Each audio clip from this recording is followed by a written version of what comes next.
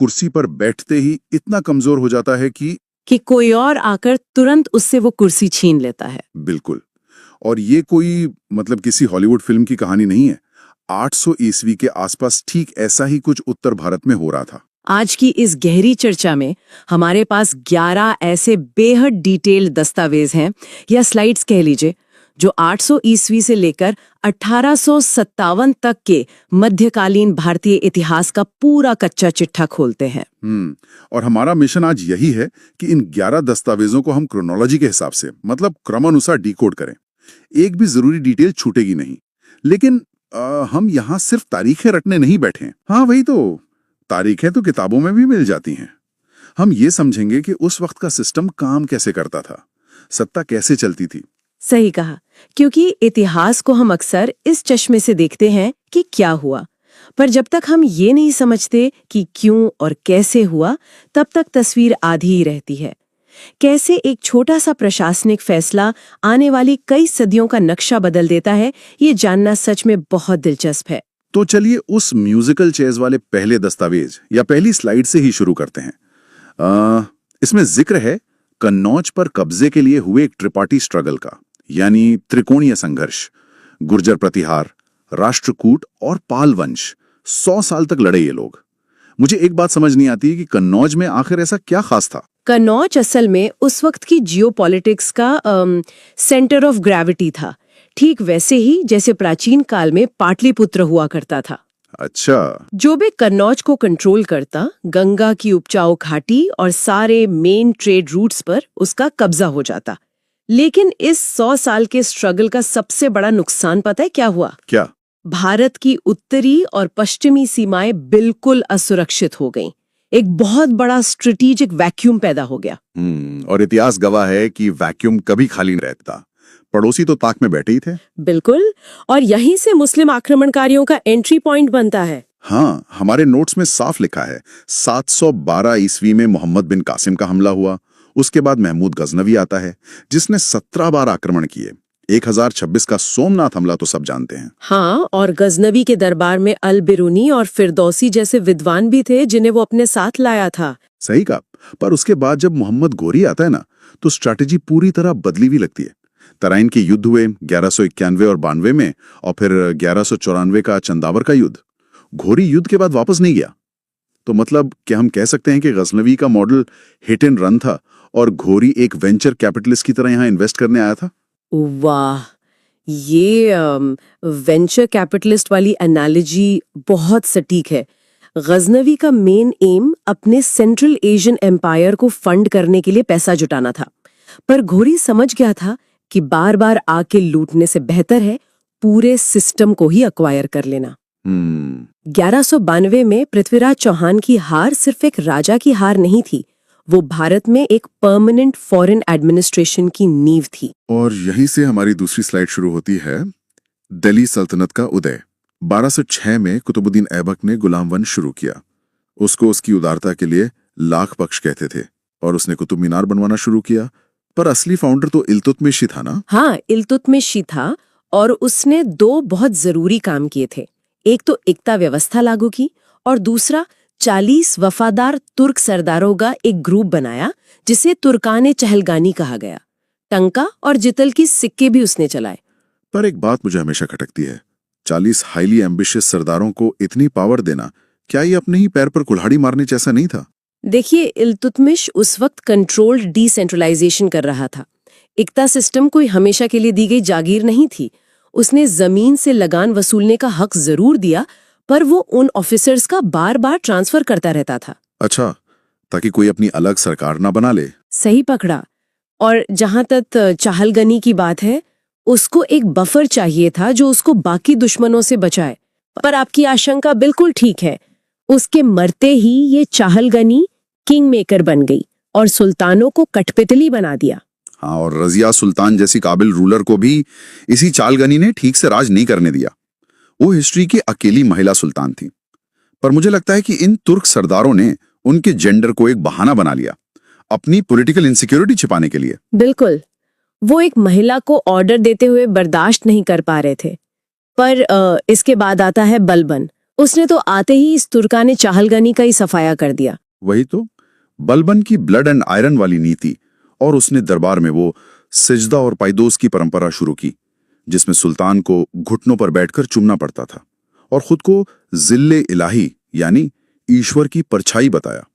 मुझे तो ये सब पढ़कर लगता है कि ये बस एक साइकोलॉजिकल पीआर स्टंट था, लोगों में खौफ पैदा करने का। पीआर स्टंट सुनने में थोड़ा हल्का शब्द लगता है, पर असल में बलबन एक बहुत डीप साइकोलॉजिकल गेम खेल रहा था। कैसे? उसको पता था कि सुल्तान के पद की जो इज्जत थी वो खत्म हो चुकी है। सरदार अपने आप को सुल्तान के बराबर समझने लगे थे। तो जब तक वो खुद को किसी दैवीय यानी डिवाइन लेवल पर स्टैब्लिश नहीं करता, बचे हुए चहलगानी वाले उसको भी मरवा देते। अच्छा, इसीलिए उसने फारसी परंपराओं का सहारा लिया, एक ऐसी अभेद्य ऑरा बनाई कि लोग उसकी तरफ आंख उठाकर देखने से भी कांपने लगे। बाप रे, पूरा दर का निजाम। चलिए अब तीसरी और चौथी स्लाइड पर चलते हैं। यहां हमारा सामना होता है सल्तनत के पीक से, खिलजी और तुगलक वंश। 1296 में अलाउद्दीन खिलजी आता है, खुद को सिकंदर ए सानी कहता था, मतलब दूसरा सिकंदर। हाँ, मलिक कफूर उसकी सेना का मेन आदमी था। घोड़ों को दागने की प्रथा भी शुरू की उसने। पर सबसे ज्यादा चर्चा होती है उसके स्ट्रिक्ट मार्केट प्राइस कंट्रोल की। पिछली बार आपने इसको मिलिट्री इकोनॉमिक्स बताया था, पर मुझे समझ नहीं आता, अगर प्राइसेस फिक्स कर दिए गए तो इससे किसान की कमर नहीं टूट गई होगी? कोई किसान घाटे में अपना अनाज क्यों बेचेगा? ये बहुत ही लॉजिकल सवाल है। और देखिए, सच कहूं तो ये कोई पब्लिक वेलफेयर स्टेट नहीं था। अलाउद्दीन को लगातार हो रहे मंगोल हमलों से बचना था और पूरे भारत को जीतना था, जिसके लिए बड़ी फौज चाहिए। हाँ, और इतनी बड़ी सेना को ज्यादा कैश सैलरी देना खजाने को तुरंत खाली कर देता। इसीलिए उसने रोजमर्रा की चीजों के दाम एकदम फिक्स कर दिए, और किसानों को नुकसान ना हो इसके लिए उसने पता क्या किया? क्या किया? उसने बिचौलियों को यानी मिडलमैन को पूरी तरह खत्म कर दिया। सरकार सीधे किसान से अनाज खरीदती थी, और वो भी बहुत स्ट्रिक्ट रूल्स के साथ। मतलब जबरदस्ती इकोनॉमी को कंट्रोल में रखने का तरीका। रूल था, पर उस वक्त के हिसाब से बहुत इफेक्टिव रहा। लेकिन ये जोर जबरदस्ती हमेशा काम नहीं आती। तुगलक वंश में मोहम्मद बिन तुगलक के साथ ठीक यही हुआ। गियासुद्दीन तुगलक ने तो चलिए नहरें बनवाई, पर मोहम्मद बिन तुगलक की पॉलिसीज तो, मतलब मुझे वो किसी विजनरी स्टार्टअप सीईओ जैसा लगता है। विजनरी स्टार्टअप सीईओ, हाँ, जिसके पास आइडियाज तो फ्यूचर के हैं, पर जिसका एग्जीक्यूशन बिल्कुल जीरो है। राजधानी को दौलताबाद शिफ्ट करना, और सबसे बड़ी बात वो टोकन करेंसी, तांबे के सिक्के चलाना। वही तो, आज हम सब पेपर मनी और फिएट करेंसी यूज करते हैं ना, तो उस वक्त तांबे और पीतल के सिक्कों को चांदी के वैल्यू पर चलाना सच में टाइम से बहुत आगे का आइडिया था। पर आइडिया को इम्प्लीमेंट करना तो फेल हो गया ना। बिल्कुल, एक कच्चे स्टार्टअप सीईओ की तरह उसने एक बहुत बड़ी गलती कर दी। उसने अपनी टकसाल यानी मिंटिंग प्रेस पर सरकार की मोनोपोली सिक्योर्ड नहीं रखी। अरे तो इसका मतलब कोई भी अपने घर में सिक्का बना सकता था। ठीक यही हुआ। हर कुम्हार, हर लोहार का घर एक टकसाल बन गया। लोग जाली तांबे के सिक्के बनाते, उससे टैक्स भरते, और असली चांदी के सिक्के अपने पास दबाकर बैठ गए। वाह रे, इकोनॉमी तो फिर रातों रात बैठ गई होगी। हाँ, और 1333 में जो मोरक्को का यात्री इब्न बतूता भारत आया था, उसने अपनी किताब रहला में इस भयंकर केओस का पूरा डिटेल में वर्णन किया है। इस डिजास्टर के बाद आता है फिरोज शाह तुगलक। हमारे नोट्स कहते हैं कि उसने बहुत वेलफेयर के काम किए, दीवाने खैरात और दासों के लिए दीवाने बंदागान बनाया, पर साथ ही ब्राह्मणों पर जिजिया टैक्स भी लगा दिया। ये मुझे थोड़ा कॉन्ट्राडिक्टरी लगता है, एक तरफ वेलफेयर, दूसरी तरफ जिजिया। कॉन्ट्राडिक्टरी जरूर लगता है, पर ये उसकी पॉलिटिकल मजबूरी थी। मोहम्मद बिन तुगलक के उन अजीबोगरीब एक्सपेरिमेंट्स ने पूरे स्टेट को अनस्टेबल कर दिया था। फिरोज शाह को एडमिनिस्ट्रेशन चलाने के लिए उलेमाओं और ऑर्थोडॉक्स क्लास का सपोर्ट हर हाल में चाहिए था। अच्छा, तो उन्हें खुश करने के लिए जिजिया लगाया। सही समझे। इस्लामी कानून स्ट्रिक्ट किए, पर जनता का गुस्सा शांत करने के लिए वो चैरिटी डिपार्टमेंट्स भी खोल दिए। बैलेंसिंग एक्ट था। इसके बाद आते हैं सैयद और लोदी वंश। सैयद वंश खिज्र खान ने शुरू किया, फिर लोदी वंश में सिकंदर लोदी, जिसने 1504 में आगरा बसाया और नापने के लिए गजे सिकंदरी चलाया, और आखिर में इब्राहिम लोदी, जो 1526 के पानीपत के पहले युद्ध में हार जाता है। हाँ, पर इस पूरे दौर में एक चीज जो सबसे इम्पोर्टेंट थी, वो था इनका एडमिनिस्ट्रेटिव ढांचा। वजीर और दीवाने अर्ज जैसे डिपार्टमेंट। बिल्कुल, वजीर जो फाइनेंस देखता था, दीवाने अर्ज जो बलबन ने बनाया था मिलिट्री के लिए, या दीवाने आमिर कोही जो एग्रीकल्चर का था। ये ब्यूरोक्रेसी ही उस दौर का असली ऑपरेटिंग सिस्टम थी। सुल्तान चाहे कोई भी बदल जाए। वही ब्यूरोक्रेसी लगान वसूलती थी। एक और इंटरेस्टिंग चीज हमारी 5वीं स्लाइड में है। इतनी लड़ाइयां और इंस्टेबिलिटी चल रही थी, फिर भी आर्किटेक्चर और लिटरेचर कभी नहीं रुका। ऐबक का 2.5 दिन का झोंपड़ा, अलाउद्दीन का अलाय दरवाजा, अमीर खुसरो का साहित्य। इतने क्योस में कोई बिल्डिंग क्यों बनवाएगा? क्योंकि मध्यकाल में आर्किटेक्चर सिर्फ ईंट पत्थर का शौक नहीं था, वो सत्ता का मैनिफेस्टो होता था। जब कोई राजा आसमान छूती इमारत बनवाता था तो वो एक क्लियर मैसेज देता था। क्या मैसेज? कि देखो, मेरे पास इस इमारत को बनवाने के लिए पैसा भी है और इस देश में शांति बनाए रखने की ताकत भी। वाह, ये पॉइंट तो मैंने सोचा ही नहीं। चलिए अब उत्तर भारत के इस ड्रामा से निकलकर थोड़ा दक्कन यानी साउथ की तरफ चलते हैं। स्लाइड 6 पर। ठीक उसी वक्त जब नॉर्थ में सल्तनत चल रही थी, 1336 में हरिहर और बुक्का ने विजयनगर साम्राज्य की स्थापना की। हाँ, इसमें 4 वंश थे, संगमा, सलवा, तुलवा और अराविदु। कृष्णदेवराया का दौर इसका गोल्डन एज था ना। उन्होंने हजारा रामास्वामी मंदिर बनवाया और अमुक्त माल्यदा जैसी किताब लिखी। पर हमारे नोट्स बताते हैं कि विजयनगरा सिर्फ कल्चरल सेंटर नहीं था, वो एक बहुत मैसिव इकोनॉमिक मशीन था। बिल्कुल था। और ये हमें कैसे पता चलता है? उन फॉरेन ट्रैवलर्स के रिकॉर्ड्स से जो वहां आए थे, निकोलो कॉन्टी, अब्दुल रजाक और डोमिंगो पायस। ये लोग तो जैसे उस वक्त के ग्लोबल इकोनॉमी ऑब्जर्वर्स थे। हाँ, उन्होंने वहां के बाजारों का जो जिक्र किया है कि सड़कों पर खुलेआम हीरे, जवाहरात और मसालों का ट्रेड होता था, और उनका जो लैंड रेवेन्यू सिस्टम था, जिसे शिष्ट कहते थे, वो इतना सिस्टमैटिक था कि उसी से विजयनगरा की इतनी बड़ी आर्मी मेंटेन होती थी। पर फिर 1565 में तालीकोटा का युद्ध होता है। बीजापुर, गोलकंडा, अहमदनगर और बिदार ने मिलकर विजयनगरा को पूरी तरह मिटा दिया, और ये सारे स्टेट्स उस बहमनी राज्य का हिस्सा थे जो खुद 5 टुकड़ों में टूट चुका था। मुझे ये समझाइए, इस एक युद्ध ने साउथ इंडिया की जियोपॉलिटिक्स को कैसे पलट दिया? देखिए, सदियों से दक्कन में विजयनगरा और बहमनी किंगडम्स के बीच एक बैलेंस ऑफ पावर बना हुआ था, एक दूसरे को रोके रखते थे।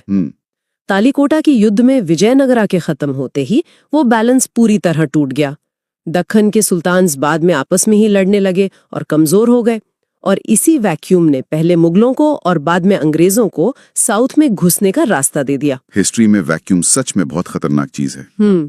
खैर, अब स्लाइड 7 और 8 की तरफ बढ़ते हैं। यहाँ युद्ध के मैदान से अलग समाज में एक स्पिरिचुअल और कल्चरल वेव चल रही थी, भक्ति और सूफी आंदोलन। सही कहा।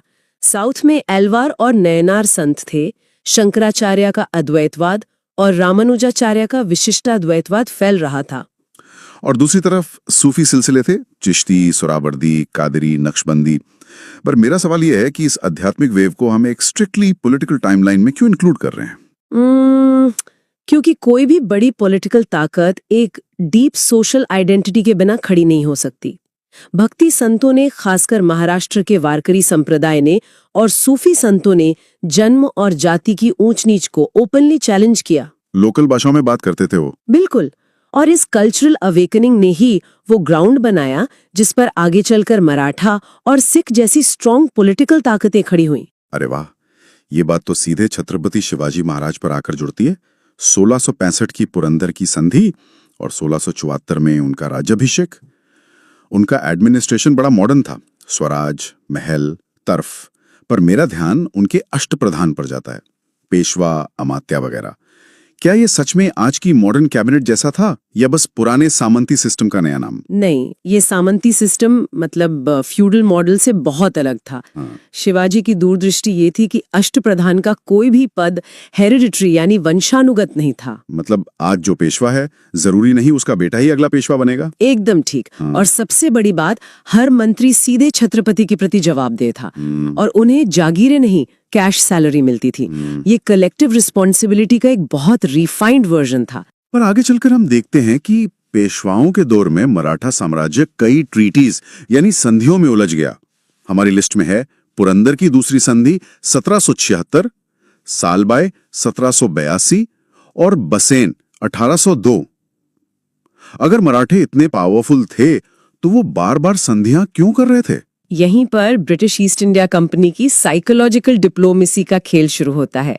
अंग्रेज जानते थे कि मराठों से सीधे टकराना आसान नहीं है। तो उन्होंने क्या किया? उन्होंने इन ट्रीटीज के जरिए, खासकर बसेन की संधि से, मराठा सरदारों को जैसे सिंधिया, होलकर और पेशवा को आपस में ही लड़ा दिया।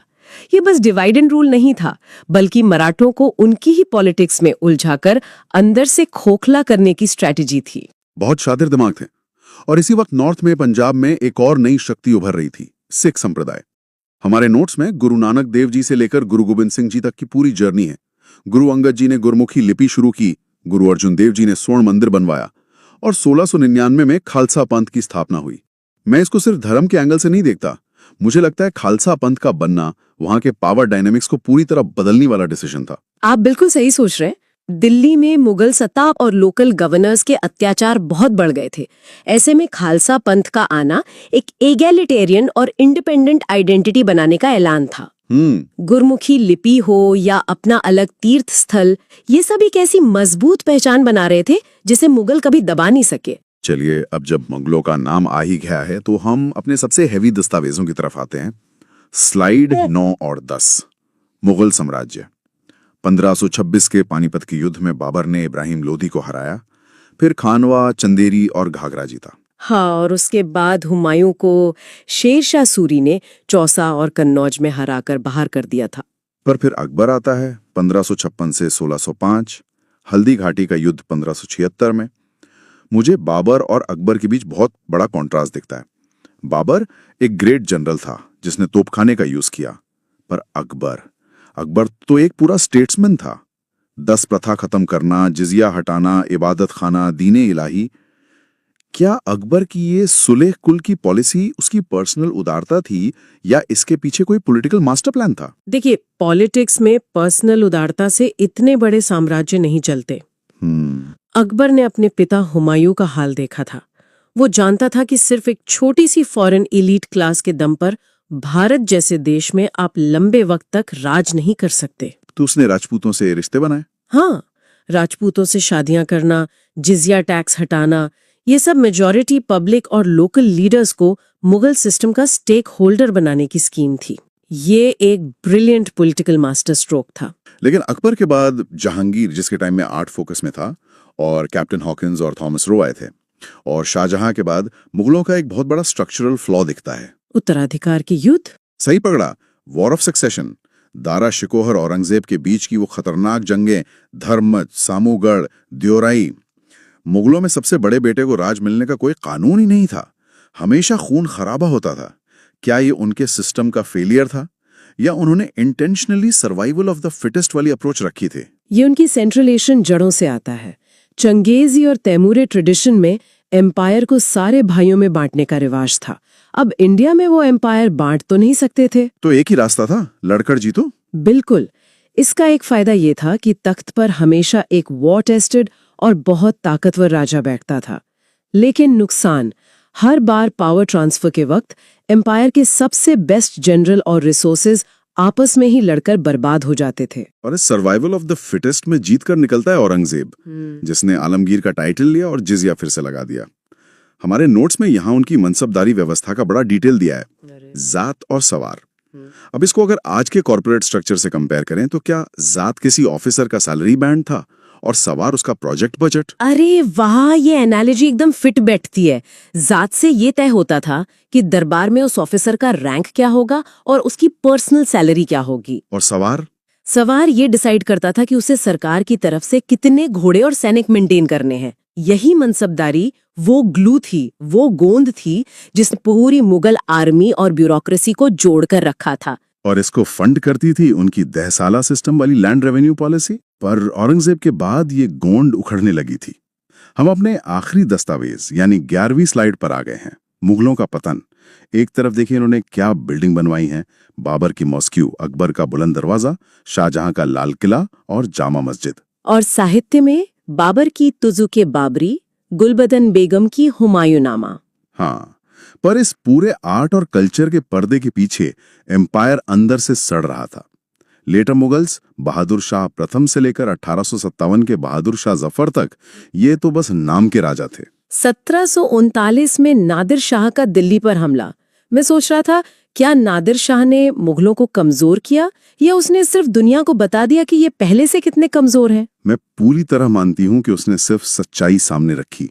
नादिर शाह का आक्रमण एक एक्सरे की तरह था। एक्सरे, हाँ, जिसने मुगल साम्राज्य की टूट चुकी हड्डियों को पूरी दुनिया के सामने बेनकाब कर दिया। उसने मयूर सिंहासन और कोहिनूर तो लूटा ही, पर सबसे बड़ा डैमेज पता है क्या था? क्या था? उसने ब्रिटिश ईस्ट इंडिया कंपनी और बाकी फॉरेन पावर्स को ये क्लियर सिग्नल दे दिया कि अब दिल्ली का तख्त कंप्लीटली हॉलो है, कोई भी आकर छीन सकता है। और उसके बाद 1764 के बक्सर के युद्ध ने रही सही कसर पूरी कर दी। क्या अद्भुत और रोंगटे खड़े कर देने वाला सफर रहा है ये पूरा। 800 ईस्वी की उस म्यूजिकल चेयर से देकर इख्ता और मनसबदारी के अजीब एक्सपेरिमेंट्स, फिर भक्ति और सूफी आंदोलन का सोशल रेवोल्यूशन, और मुगलों के पीक से होते हुए उनके पतन तक। मतलब भारत का इतिहास सिर्फ राजाओं की लिस्ट नहीं है, ये सारे सिस्टम्स के बनने और टूटने की स्टोरी है। सच में। और देखिए, अगर हम इन 1000 सालों की पूरी स्टोरी से एक सबसे बड़ा टेक अवे निकाले ना, तो वो यही है, जब जब किसी शासक ने, चाहे वो कृष्णदेवराय हो या अकबर, मिलिट्री पावर के साथ साथ एक इंक्लूसिव सिस्टम बनाया, सबको साथ लेकर चले, हाँ, आर्ट को सपोर्ट किया, अलग अलग थॉट्स को जगह दी, तो उनके एम्पायर बहुत लंबे टाइम तक फले फूले। लेकिन जैसे ही इनकी पॉलिसीज में एक्सट्रीमिज्म यानी अतिवाद आया, जैसे मोहम्मद बिन तुगलक के वो अजीब एक्सपेरिमेंट्स या औरंगजेब की कट्टरता, बिल्कुल, तब इतने विशाल और अभेद्य लगने वाले साम्राज्य भी अपने ही बोझ के नीचे ताश के पत्तों की तरह ढह गए। तो इसका मतलब ये हुआ कि सत्ता और पावर का परमानेंस सिर्फ तलवार में नहीं, बल्कि उन पॉलिसीज के बैलेंस में छुपा है, जो सोसाइटी के हर तबके को साथ लेकर चलती हैं। अब कोई भी सोचेगा कि ये सिर्फ पुरानी हिस्ट्री नहीं है, बल्कि आज के दौर की पॉलिटिक्स और सोसाइटी पर भी उतनी ही अप्लाई होती है। एक ऐसी थॉट जिस पर हम सबको आराम से सोचना चाहिए। तो आज की इस गहरी चर्चा में हमारे साथ जुड़े रहने के लिए बहुत बहुत शुक्रिया। हम